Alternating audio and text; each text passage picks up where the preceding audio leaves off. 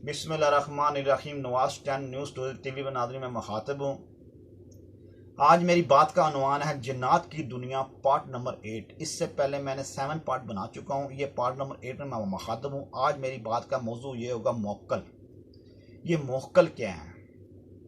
ये मोक्कलात, एक हो तो मोक्कल, इससे ज़्यादा हो तो मोक्कल। मोक्कलात नाज़रीन, मोक्कलात क्या होती है? इस इंसान का हमजात ही मोक्कल होता है। एक जिस्म में दो आवाज़ें निकलती हैं, एक आवाज़ मोक्कल की है, एक हमजात की है, एक आवाज़ रूह की है। रूह जो है इंसान जब फौत होता है, रूह जो चली जाती है बरगज़ में, जो जगह है, जो अल्लाह फरमाता है रूह इकट्ठी होती है, रूहें इकट्ठी होती हैं। फिर अल्लाह को कब से रूह आ भी जाए, अल्लाह की मर्जी है। रूह आती है, जाती है, घूमती फिरती, वो अल्लाह की मर्जी है।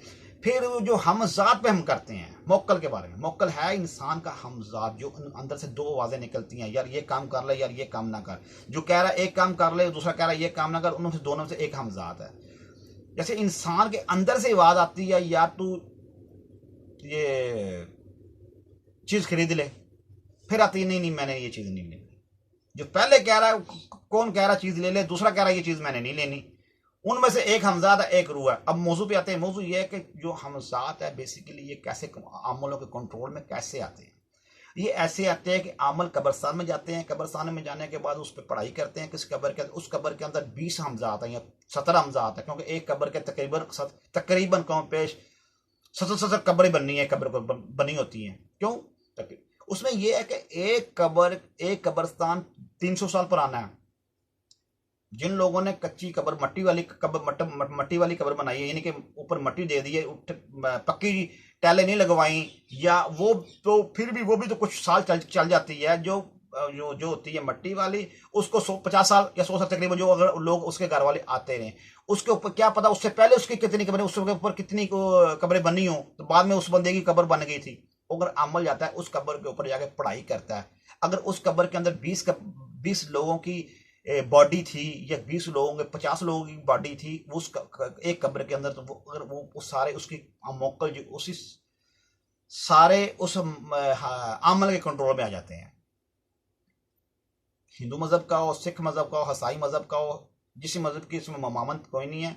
जो हिंदू मजहब में ज़्यादा वो शमशान गाड़ जाते हैं, वहाँ से राख लेते हैं, वहाँ से फूक मार राख के ऊपर पढ़ाई करते हैं, और राख के ऊपर पढ़ाई करने के बाद क्या करते हैं, उस राख के अंदर इतना ज़रा 20 बंदों की बॉडी की जो राख जलाई होती है, जिसे हम कहते हैं वो अर्थियाँ कहते हैं, वो इतनी भी आ गई तो वो बन गया। जैसे एक एक एक लुत्फे से इंसान बन सकता है ना, एक लुत्फे से, एक कतरे से इंसान पूरा इतना बड़ा बन सकता है ना, एक कतरे से पूरा मोक्कल भी आ सकता है।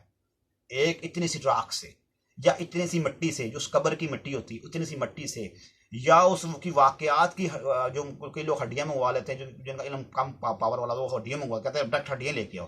कुछ जिनका इल्म ज्यादा पावर वाला, तो वो कहते हैं कब्र की मिट्टी उठा के लेके आओ, वो मिट्टी से काम ले लेते हैं। अब ये पावर की बात होती है। फिर ये अब दूसरी बात सुन लें, इसमें कोई कोई मोहम्मद नहीं, यानी कोई पाबंदी नहीं होती कि कोई इसी मजहब का, जिसके मजहब में जिस मजहब का बंदा हो, जिसके मजहब का बंदा हो, उस बंदे के पास पावर है, वो कर लेता है। अब ये आया कि क्या हर बंदा मोक्कल को काबू कर सकता है? मोक्कल क्या जिन होते हैं? मोक्कल जिन नहीं होते, मोक्कल इंसान का हमजात होता है, जो जिनों से हो या ना हो, मगर वो खालिस्तान हमजात होता है। जिन खालिस्तान जिन होते हैं। जिन एक और का, उनकी माँ भी जिननी, प्यो भी जिनना, उसकी वो लहदा नस्ल है, वो ये एक लहदा नस्ल है। हर कैटेगरी की लहदा कैटेगरी होती है। जिन वरना मेरे से कोई बंदा डिबेट करना चाहे मैं चाहे जितना भी इल्म करने मेरे से डिबेट कर ले, मैं सब डिबेट करने की तैयार इस मौजू के ऊपर भी। फिर ये बात कर ले नाजरीन कि ये क्या नाम है उसका, कि हर बंदा हम मोक्कल को काबू कर सकता है? नहीं कर सकता, नहीं कर सकता। क्यों नहीं कर सकता? इसलिए नहीं कर सकता, वो पागल हो जाएगा। हर बंदा नहीं कर सकता। कोई बंदे हो जिनको अल्लाह ने, अल्लाह की अताई, जिसको अल्लाह की तरफ से अता हुआ हो, या बुजुर्गों के पीछे दुआ हो, या उसके खानदान में से उसको चुना हो बुजुर्गों ने। खानदान मतलब कि कुछ बुजुर्ग ऐसे होते हैं पर्दा करने के बाद भी जिंदा होते हैं। अल्लाह के बंदे फला फरमाता है कि नेक बंदे जो होते हैं वो मरते नहीं है, वो जिंदा है। वो खानदान में अगर 50 बंदे हैं, एक बंदे को बुजुर्गों दुआ उनकी उसके साथ उनको फैस चल रहा हो, 50 बंदों खानदान के अंदर 50 बंदे हैं, मगर एक बंदे को चुना हो, तो ये बंदा ये है भी इस काबल, ये बंदा वो कर सकता है। या अपने पढ़ाई इल्म के जरिए, जिस बंदा इतनी इबादत कर गया कि वो इबादत के ऊपर पुख्तगी में कायम भी है, वैसे कर सकता है। मगर कुछ बंदे ऐसे भी हैं, वो पढ़ाई करते भी हैं, उनकी नीयत में फाड़ इतनी सी कमी भी रह जाती है, वो हमजाद को कंट्रोल करना चाहते हैं, बजाय के हमजाद उनके कंट्रोल में आए, वो हमजाद कंट्रोल में चले जाते हैं, पागल हो जाते हैं, वसवसे के मरीज हो जाते हैं, उनको कोई होश नहीं जाती, सूझ मुंह से अल्लाह क्या कहते हैं पानी निकलता है, पड़े रहते हैं ऐसे ही, बस बंदा कहता है यार इसको क्या हो गया, ये तो अच्छा भला था, ये तो वो समय उनमें से कई लोगों ने ये चक्रों क्या होता है, ये कैटेगरी की होती है। मैं ऐसे ऐसे लोगों को, या तो उन्होंने चिल्ले काटे हैं, पागल हो गए हैं, चिल्ला करने के बाद, चिल्ला किसे कहते हैं 40 दिन का अमल, कोई पढ़ाई करनी, चाहे कुरानी पढ़ाई करे, चाहे शैतानी पढ़ाई करे, या सफली पढ़ाई करे, जिनका सफली को ना अच्छा कर सकते ना उसको बुरा कर, यानी कि कोई भी कैटेगरी करे, वो 40 दिन का उसका टारगेट, 40-41 दिन तकरीबन, 40 दिन तो वैसे पूरे, मगर 41 दिन कहते हैं, एक दिन इंसान भूल भी सकता है, 41 दिन तक वो पढ़ाई पढ़े, पागल हो जाते हैं कुछ लोग, बजाय के फायदा उठाने के उन लोगों का वो क्या कहते हैं कि नुकसान हो जाता है, कई लोगों का फायदा हो जाता है, जो उसके जो मैंने पहले बताया, जो इसके आहिल हैं, जो इस चीज़ के अल्लाह पाक ने उनको आहिल बनाया होता है, वो नाअहिल नहीं होते, उस चीज़ के आहिल होते हैं, वो कर जाते हैं काम, उसमें ये होता है। फिर आया कि ये मोकलों से जब कुछ अमल जो इल्म करने वाले होते हैं, वो मोकलों से काम कैसे लेते हैं, मोकलों के काम कैसे लेते हैं, कोई तवीज़ कराने के लिए उनके पास चला गया, मोकल उनको कान बंदस बता देगा, ये बंदे का ये ऐसा, वो सारा को बता देंगे ये बंदे का, तू ये ऐसा है, तू बंदा कहता है यार मुझे पता नहीं इस बंदे को कैसे पता चल गया, वो मोकल बताते हैं उसको। फिर वो किसी का कोई गलत काम कराने के लिए ज्यादातर औरतें ही औरतों को गलत काम कराने के लिए जाती हैं, ज्यादातर मर्द भी जाते हैं, 100 में से 25% मर्द जाते हैं, 75% औरतों का यकीन होता है इनके अमलों के ऊपर, वो जाते हैं। वो जाने के बाद क्या करते हैं, बाबा जी मुझे फलानी ननान पे गुस्सा है, ये भाभी पे गुस्सा है, ये फलानी पे गुस्सा है, ये चाची पे गुस्सा है, ये है मेरा, आपस में इनकी दूसरी औरतों को इतनी जालसी होती होगी, मगर इतनी नहीं, मगर आपस की लड़ाई इनमें ज्यादा होती है। वो कहते हैं इसको पागल कर दो, इसको ज़हनी मरीज बना दो, इसको ये कर दो, इसको बीमार कर दो, इसको सुइयां चुपाओ, इसको ये करो। वो फिर मोकल की ड्यूटी लगा दी जाती है। मोकल जाके कहता है भी उसको जाके ऐसे तंग कर दो। मोकल कैद में होता है, मोकल मजबूर होता है। मोकल को अगर नहीं वही मोकल उसका काम करता तो फिर मोकल को अमल मारता है, इल्म के जरिए मारता है, क्योंकि हाजिरी करवानी होती है भी 10 के आज तूने क्या काम किया भाई। वो फिर क्या कहते हैं, वो मोकल जाके जाता है उसके अंदर, जाके उसका वो बंदे को तंग कर रहा होता है। तो वो तंग करने के बाद अगर मोकल था किसी शराबी का या किसी जुआरी का या किसी ऐसे याश कैटेगरी का या किसी कैटेगरी का, वो फिर मोकल क्या है कि अपना शौक भी उसी के अंदर पूरे करा रहा होता है। अमल की बात ही मार रहा है, मगर जो उसके अपने शौक है वो भी पूरे कर रहा है। बंदा कहता है यार सिगरेट नहीं पीता, या सिगरेट पीना शुरू हो गया है, ये तो परेशानी, इस बार शराब नहीं सी पीता, ये शराब पीना शुरू हो गया है, ये क्यों मामला है एकदम इस बंदे ने। इसलिए नाज़रीन ये कैटेगरी ये होती है, मोकल जाए उसके जो कब्र के अंदर नेक मोकल भी, यानी कि नेक मोकल कब कम कंट्रोल में आते हैं। जो दूसरे होते हैं ना दूसरी कैटेगरी के नेक में, ये नहीं कि बंदा जिसको अल्लाह ने नेक बनाया हो, चाहे वो इंसान दुनिया की नजर में नेक था या नहीं था, या था वो नेक। कुछ बंदे ऐसे नेक होते हैं मगर वो लोग कह रहे हैं यार ये तो, मगर उनको पता नहीं कि अल्लाह पाक ने उनको पैसे कैसे, उनको क्या नाम है, क्या कैसे नेक बना, क्या कह दी नेक, क्या अल्लाह ने उनको नेक समझता है।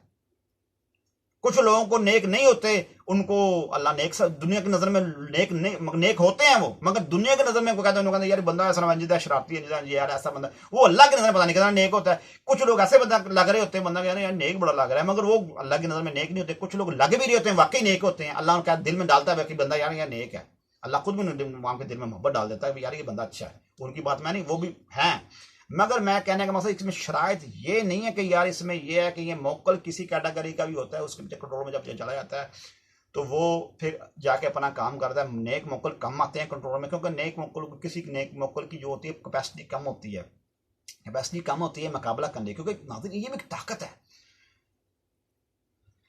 आप क्या कहते हैं, शैतान के पास कोई ताकत नहीं अल्लाह ने दी, शैतान के पास भी ताकत है, रहमान के अल्लाह तो फिर अल्लाह के पास ला महदू, अल्लाह तो मालिक है। शैतान को किसने पैदा किया, अल्लाह ने पैदा किया। तमाम मखलूक को किसने पैदा किया, अल्लाह ने बनाया। हर चीज को अल्लाह ने ही बनाया है, तो फिर अल्लाह ने नेक मखलूक को भी अल्लाह ने पैदा किया, दूसरी मखलूक भी अल्लाह ने पैदा की। इसमें जो नेक मौक्कल होते हैं वो फिर नेक उसमें चले जाते हैं, कुछ अपनी मर्जी से भी आ जाते हैं। नेक मौक्कल नेक बंदों के पास अपनी मर्जी से आ जाते हैं, अपनी मर्जी से बगैर पढ़ाई किए देख गुजरे हैं, उनके पास टच हो गए, उनके कंट्रोल में आ जाते हैं, उनका काम करते हैं। फिर कुछ पढ़ाई के कुछ नेक बुजुर्ग ऐसे अल्लाह के बंदे होते, बुजुर्गी की कोई उम्र नहीं होती। कुछ लोग बूढ़े होते हैं, बूढ़े बुजुर्ग नहीं होते। कुछ लोग बूढ़े नहीं होते, जवान होते हैं, बुजुर्ग होते हैं, बच्चे होते हैं, बुजुर्ग बुजुर्गी वाले होते हैं। जिसको चाहे अल्लाह बुजुर्गी वाला बना दे, मालिक है उसके, अल्लाह ही काम है बुजुर्गी वाला बना दे। बुजुर्गी एक बॉडी का जिस्म नहीं, बुढ़ा हो गया तो बुजुर्ग वाला, बुजुर्ग कुछ और बात है। इसलिए अल्लाह का निज़ाम है। मगर वो कुछ वो जाते हैं, जाने के बाद ये औरतें कहते हैं ये काम करो, ये कहते हैं ना, जो भी है ना, बात तो गलत है, जो गलत है वो उसको हम गलत ही कहेंगे।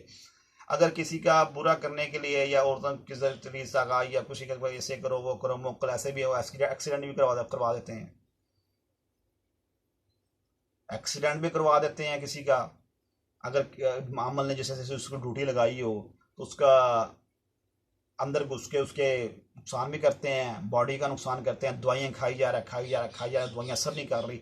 एक रिपोर्ट करता है, एक रिपोर्ट पर उस पर ये आता है रिजल्ट, दूसरी रिपोर्ट करता है उसका वो रिजल्ट आता है, तीसरी रिपोर्ट करता है उसका रिजल्ट वो आता है। मगर कि हर 5-6 वो अपने टेस्ट करवाते हैं, मगर वो एक जैसा नहीं आता। किसी पे कम आता है, किसी पे ज्यादा आता है, किसी पे कुछ और आता है, किसी पे कुछ और आता है। ये नहीं कि अजीब कैटेगरी उसमें आ रही हो तो बंदा कहता है यार मैं तंग आ गया, मैं तो डॉक्टरों के तक ना। उसका इलाज होता है रूहानी, अल्लाह के कलाम के जरिए। हर बंदे की अपनी जबान का एक असर होता है। एक बंदा बिस्मिल्लाह रहमान रहीम पढ़ के फूक मार देता है, वो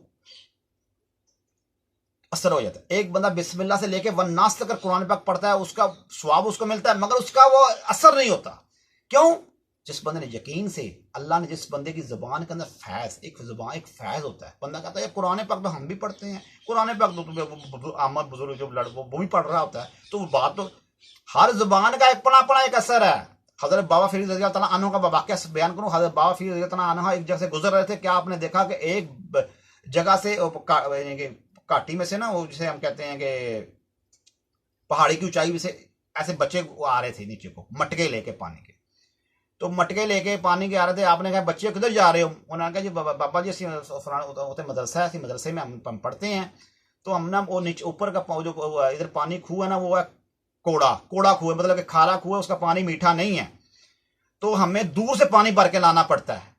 तो हजरत बाबा फरीद रज़ी अल्लाह ने फरमाया बच्चियों कोई बात नहीं, आप ऐसा करें, ये पास आपके जो खूह है ना, इधर से पानी भर लो तो मैं आपको पानी मीठा करता हूँ। आप इतनी दूर क्यों, आप इतनी दूर जाएंगे, आपको इतना टाइम लगेगा। बच्चे ने यकीन, बच्चे सन, उन्होंने कहा ठीक बाबा। दिल में अल्लाह ने हुब डाल दी ना कि बात मानने की, बात मानी। उन्होंने मटके पानी वहीं से खूह जो पास ही खूह था, वहीं से मटके भर के पानी के रखे हैं।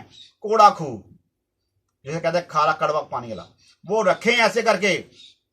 तो रखने के बाद आपने कुल वल्लाह शरीफ पढ़ी है, पढ़ने के बाद फूक मारी, पानी मीठा हो गया। बच्चे फिर लेके चले गए, पास में से पानी ऊपर लेके जब चले गए हैं, मदरसे के अंदर चले गए हैं, तो कारियों ने पूछा, मौलवी साहब ने पूछा जी इतनी जल्दी आ गए, आपको इतना टाइम लगता है आने के लिए?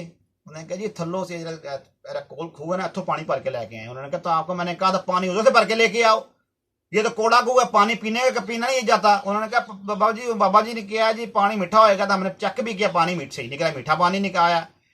उन्होंने क्या अच्छा, एक मौलवी साहब ने कटोरा पानी डाला, पिया, दूसरे ने चुस्की लगाई, तीसरे ने लगाई। उन्होंने कहा यार ये कैसे हो सकता है? उन्होंने कहा की कितना की बाबे ने? उन्होंने कहा बाबा जी ने ये किया कि कुलवाला शरीफ पढ़ी है। उन्होंने कहा अच्छा कुलवाला जैसी पढ़ लेने हैं।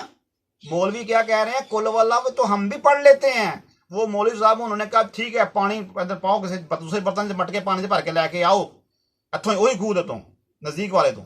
वो पढ़ के जब पानी भर के लेके आए हैं तो कुलवाला शरीफ पढ़ के फूके मारे जा रहे हैं, पढ़ के फूके मारे जा रहे हैं, पढ़ के फूके मारे जा रहे हैं। पानी चूंगा तू पानी वैसे जैसे जाका वैसे जाका।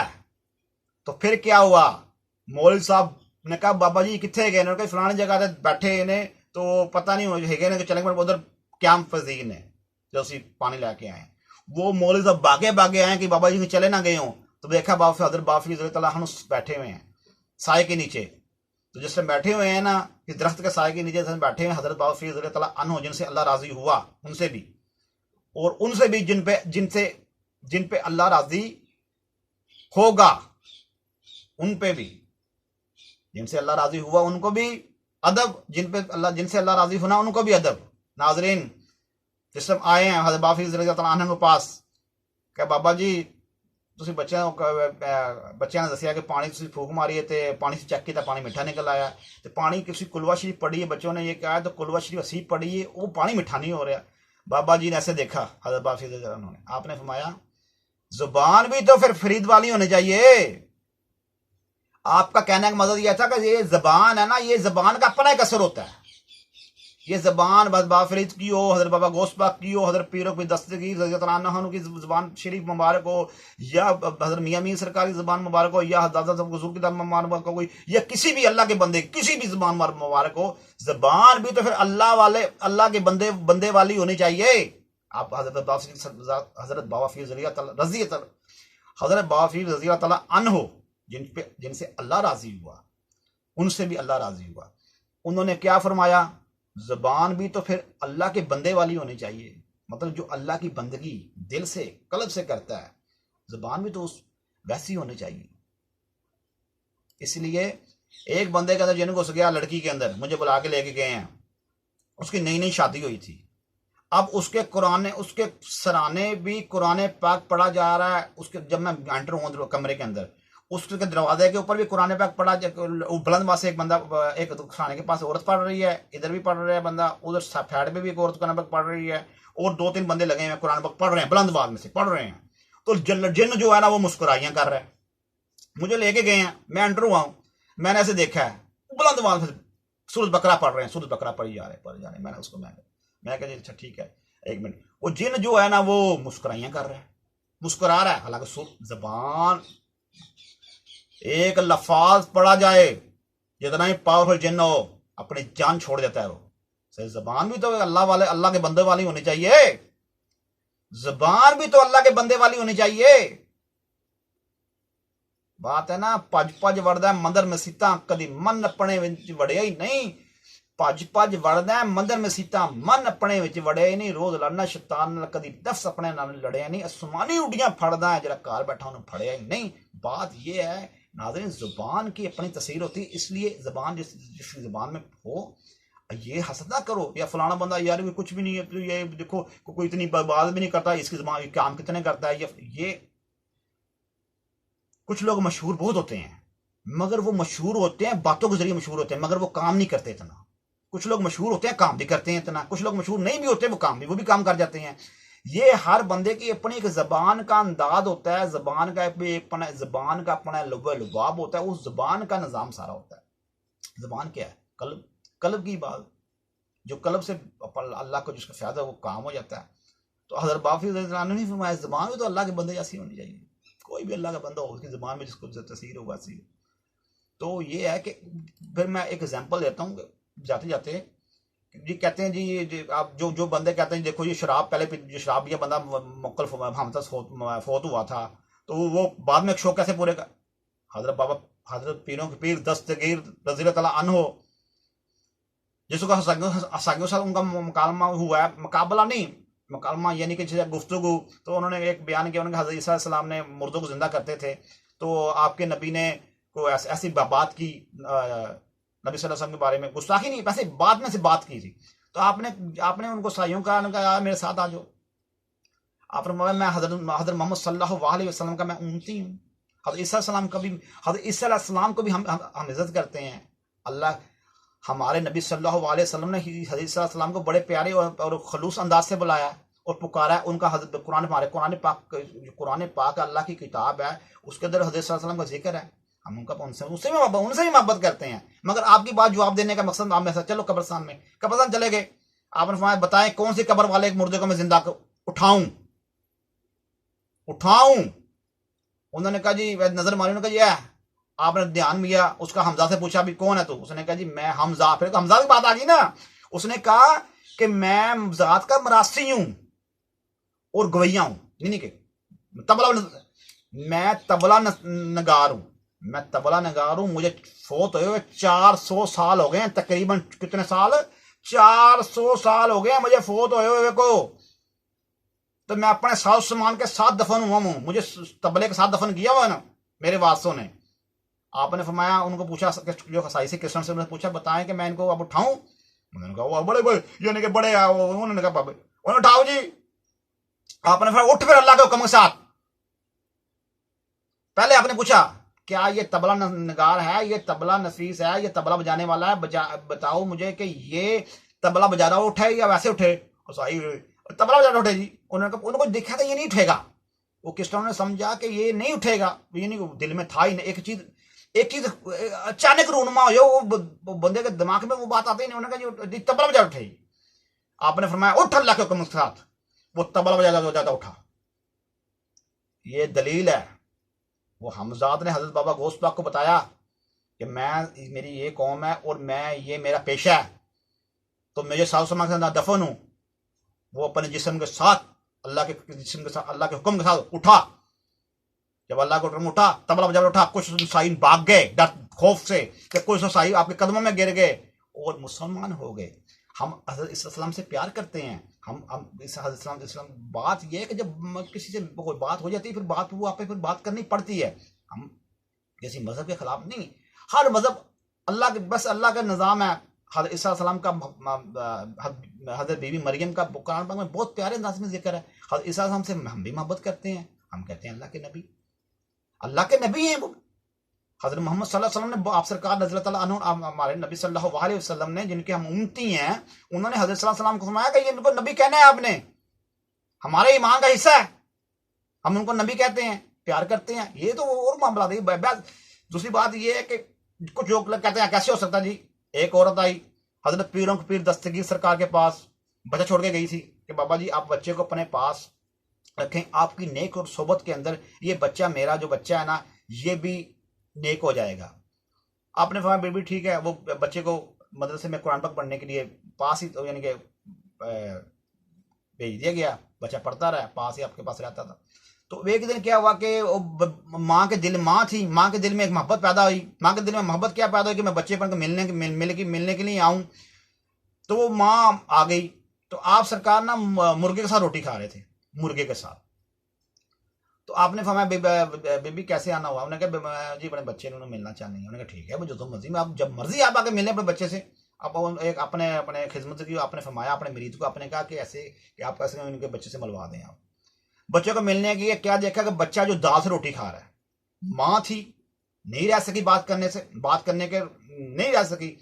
आपने फरमाया बच्चे को कह रही है, आप सरकार के मुंह के ऊपर आके नहीं कहा, बच्चे को कह रही है, वो दिल में सोच रही है कि देखो आप सरकार मुर्गे के साथ रोटी खा रहे हैं, मेरा बच्चा दाल के साथ रोटी खा रहा है। आप सरकार के पास आई इजाजत लेने के लिए। आप सरकार ने जो हड्डियां रखी हुई थी, हड्डियां मुर्गे की जो हड्डियां रखी हुई थी खाने के बाद, आप बीबी 2 मिनट खड़ी हो जाए आप, ठीक है बीबी आ जाए, बैठे, मेरी बात सुन के जाएं, बीबी मेरी बात सुन के जाएं। उस औरत को कहा, बुजुर्ग बाबा जी जो हुक्म बताएं। आपने फरमाया हड्डियों के ऊपर हाथ रख के, आपने फरमाया हड्डियों के पास उठ जा, अल्लाह के हुक्म से बन जा पूरा। जैसे जैसे जैसे तो हड्डियों को कहा, जैसे तू पहले था, अल्लाह के हुक्म से वैसा ही बन। क्या हुआ जी? वो मुर्गा बन गया, हड्डियां मुर्गा बन गई। तो बेबी जो बुजुर्ग जो बेबी थी, वो जो औरत थी, वो औरत ने कानों को हाथ लगा लिया। उन्होंने कहा बाबा जी मुझे माफ कर दें, मेरे दिल में एक ख्याल आया था कि मुझे वो ख्याल की, मैं माफी मांगती हूँ आपसे। अल्लाह के वली जो दिल में ख्याल आए, वो ख्याल को भी ना जाने दें, वो ख्याल का भी तोड़ निकालने की कोशिश करें। यार मेरे पास जो आप छोड़ गई है मरीज, मेरे मरीज की वालदा के दिल में ये ख्याल आया, उसको मैंने निकालना है। तो निकाला। फिर आपने कहा बीबी जिस वक्त आपका बेटा इस काबिल हो जाएगा, उसकी मर्जी होगी, इंशाल्लाह वो हो जाएगा। कहने का मकसद ये था कि आपका हो गए थे, वो बेटे हो गए थे। आपने कहा उनकी मर्जी फिर होगी, वो दाल से रोटी खा लेंगे, उनकी मर्जी होगी मुर्गे से खा लेंगे, उनकी मर्जी होगी सब्जी से खा लेंगे, उनका हाथ रखेंगे वो चीज बन जाएगी। वो हमने उनको वैसा बनाना। अल्लाह वालों कहते हैं ना, अल्लाह वाले अल्लाह से मिला देते हैं, अल्लाह वाले अल्लाह से मिला देते हैं। हजरत बाबा गौस पाक रज़ी अल्लाह तआला अन्हो, एक जगह पे एक बंदा था, शाम का टाइम हो गया, उसने दरिया के पार जाना था, दरिया के पार जाना था, तो आपका गुजर हुआ, आपने फरमाया बेलिया तो परेशान हो गया, तो कहते ना लुडन, लुडन होता है कश्ती चलाने वाला, लुडन नहीं, उसको पता मगरब का लुडन जो है ना वो जो कश्तियां बंद कर देते हैं, वो आते ही नहीं है साइड पे ऊपर। तो उसने कहा जी लुडन जो है ना वो मतलब कश्तियां बंद, जो कश्तियां वाला चलाने वाला है वो तो नहीं, कश्ती अब सुबह आएगी फजर के बाद टाइम शुरू हुआ कश्ती दरिया पार पहुंचाने वाला, तो मैं रात कैसे रहूंगा, मैं बड़ा परेशान हूँ बाबा जी।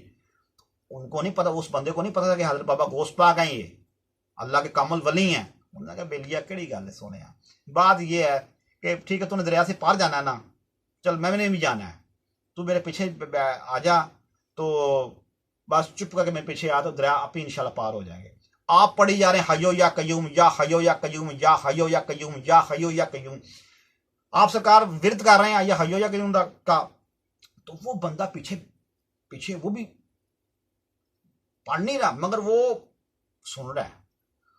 शैतान आ गया, इब्लीस आ गया, इब्लीस ने कहा यार, जो सेंटर में जो बंदा वो गया ना, आप सरकार जिस टाइम सेंटर में गए ना, उस वक्त इब्लीस फटा इब्लीस आया, इब्लीस ने कहा, उसको कहा कान में वसवसा डाल दिया दिल में, यार ये तू डूब जाएगा, ये बंदा तो हयो या कयूम का विरोध करके पार निकल जाएगा, तू तो कुछ भी नहीं पढ़ रहा, तू तो कोई चीज भी नहीं पढ़ रहा, तो तू कुछ भी नहीं पढ़ रहा, तू डूब जाएगा, तू भी हयो या कयूम पढ़, पार निकलना। तो उस बंदे ने बुलंद आवाज में से या हयो या कयूम का विरोध शुरू कर दिया।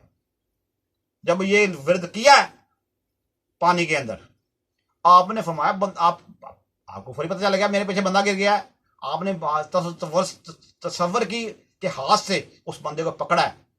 तसव्वुर का भी आदमी एक हाथ होता है, तसव्वुर की भी एक आंख होती है, तसव्वुर का भी एक ज़हन होता है, तसव्वुर की भी एक ज़बान होती है, तसव्वुर का भी एक दिल होता है। ये दिल एक ज़ाहिर है, ये नहीं, तसव्वुर एक और चीज़ है, तसव्वुर का भी एक दिल होता है। आपने पकड़ के बंदे के पीछे आपने फरमाया बेलिया क्या हुआ तुझे, उन्होंने कहा जी एक बंदा आया तो मेरे कान के अंदर ये लफाज कह गया। उन्होंने कहा वो तो पुलिस था, जब हयो या कयूम मैं पढ़ रहा हूं तो तुझे, ऐसे जो बंदा नमाज पढ़ रहा होता है ना, इमामत करा रहा होता है, उसके ये भी एक इबादत की, हयो या कयूम इबादत नहीं है क्या? जो हजरत बाबा गौस पाक के पीछे चल रहा है, क्या वो उसकी इबादत नहीं गिनी जा रही? उसकी इबादत भी गिनी जा रही। मकसद ये कहने का मकसद ये फिर पार दरिया से पार निकलने लगा दिया। बाद पता लगा हजरत गौस पाक है उस बंदे को। नाज़रीन, पीरों के पीर दस्तगीर हजरत शेख अब्दुल कादिर जिलानी रज़ी अल्लाह ताला अन्हो ने जो बात भी की, आपने भी, और अल्लाह के बंदों जो जो अल्लाह के बंदे हैं जो भी उन्होंने बात की, सच की, और बिल्कुल बिल्कुल पॉइंट टू पॉइंट की।